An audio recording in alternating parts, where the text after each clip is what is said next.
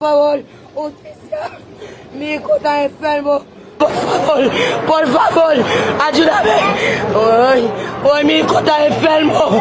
Muchos días, he sufrido mucho.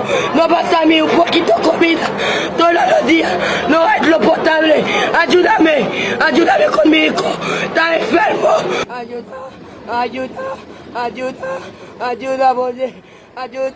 ayúdame por favor. Ayúdame. Mi hijo está murió. Ayúdame. 2 pañales todos los días. Ayúdame. Un poquitito de leche.